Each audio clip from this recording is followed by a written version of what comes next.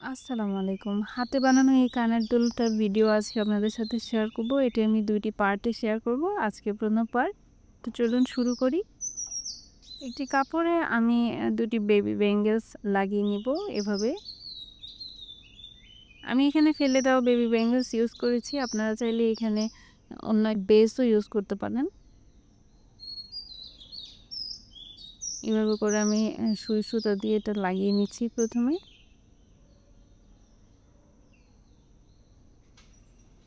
এভাবে করে আরেকটা চুড়ি আমি লাগিয়ে নিচ্ছি।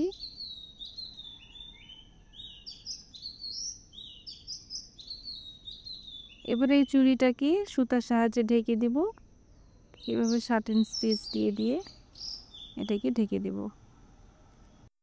এখানে বলে নেই আমি এখানে পলিস্টার সুতা ইউজ করেছি, যেগুলো দিয়ে টেইলরিংয়ের কাজ করা হয়। আমি সেই সুতোগুলো ইউজ করেছি।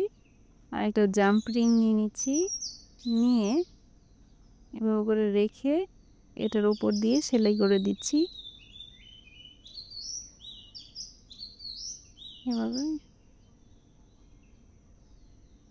ব্যাস, এবার এই মাঝের অংশে আমি কাজ করব। এখানে আমি সূর্যমুখী ফুলের থিমে কাজটা করছি। এখানে সূর্যমুখী ফুল এঁকে নিচ্ছি। এখানে হিট এরেজেবল পেন ইউজ করেছি। আপনারা চাইলে যে কোনো কলম এখানে ইউজ করতে পারেন, তবে অবশ্যই নিখুঁত করে কাজটা করতে হবে যাতে দাগটা দেখা না যায়। তো আমি প্রথমে সূর্যমুখী ফুলটা করে নিচ্ছি এভাবে করে সাটিন স্টিচ দিয়ে ফুলের পাপড়িগুলো বানিয়ে নিচ্ছি।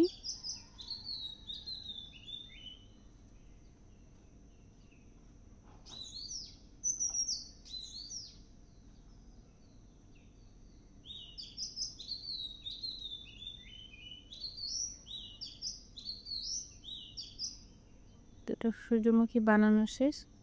এবার মাঝের অংশে আমি ফ্রেঞ্চ নট দিয়ে সূর্যমুখীর মাঝের অংশটা করে নিব।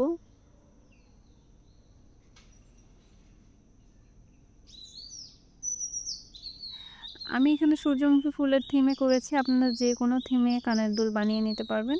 প্রসেসটা একই, যে যার পছন্দ মতো থিম চুজ করে নিয়ে এটা বানাতে পারবেন। তো এভাবে আমি ফুলটা কমপ্লিট করে ফেলেছি। এবার পাতাতে আসি। প্রথমে ডালটা আমি করে নিচ্ছি ব্যাক স্টিচ দিয়ে। এখানেও আমি পলিস্টার সুতা ইউজ করেছি। এবার পাতাতে এসেও আমি সাটিন স্টিচ দিয়ে দিচ্ছি এইভাবে।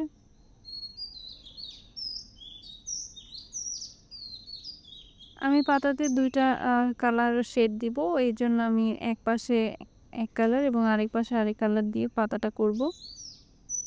করে যাচ্ছি। এই যে ব্যাস আমার দুই শেড হয়ে গেল। এবার যে ফাঁকা অংশটা এখানে আমি ফ্রেঞ্চ নট দিয়ে দিচ্ছি ঠিক এভাবে। ডিজাইনটা যার যার পছন্দ অনুযায়ী আমি এভাবে করে নিয়েছি। এই রকম করে আমার দুটো বানিয়ে নিতে হবে। ব্যাস, আজ এ পর্যন্তই। দেখা হচ্ছে পরের পার্টে।